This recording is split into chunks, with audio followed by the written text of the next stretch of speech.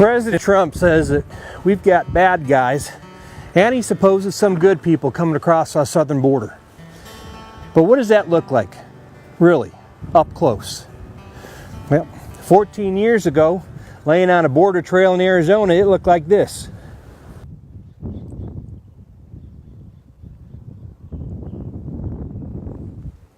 Now, were these folks just coming to look for work? Were they criminals, rapists, MS-13 gang members? We don't know because they were never caught. When we were going in to film this, the Border Patrol that was staged up there was on their way out, and they said to us that if we saw men in fatigues with automatic rifles, we should run the F away because they weren't ours. This next group that we saw, their noise discipline was so good that when they spotted us at 27 yards away, they split up into two groups, and they flanked us up on the ridge and went behind us, and we never heard a sound. You know, were these fellas packing in drugs, cocaine, crystal meth, heroin? We don't know, because they were never caught. 4 years later, on another Arizona trail, it looked like this. These are drug mules. This is Pinal County Sheriff's Deputy Louis Pearl. And these are two men armed with automatic weapons. A few months later, Deputy Pearl was wounded in a gun battle with armed drug smugglers. But they were never caught. 5 years later, on another trail in Arizona, the drugs and the traffic were still pouring in. It looked like this. Drug mules carrying marijuana bales are easy to recognize by their square shape.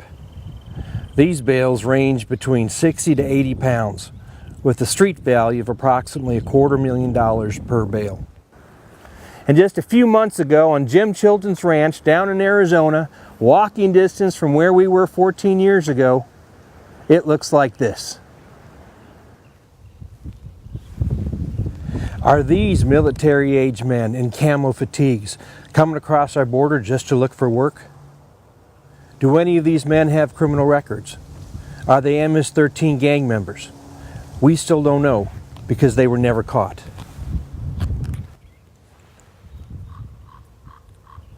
"14 years later, and the traffic and the drugs are still pouring in."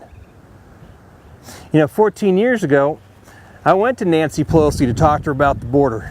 She locked us out of her office. Let's go, I'll do this. It's locked. Oh my Lord.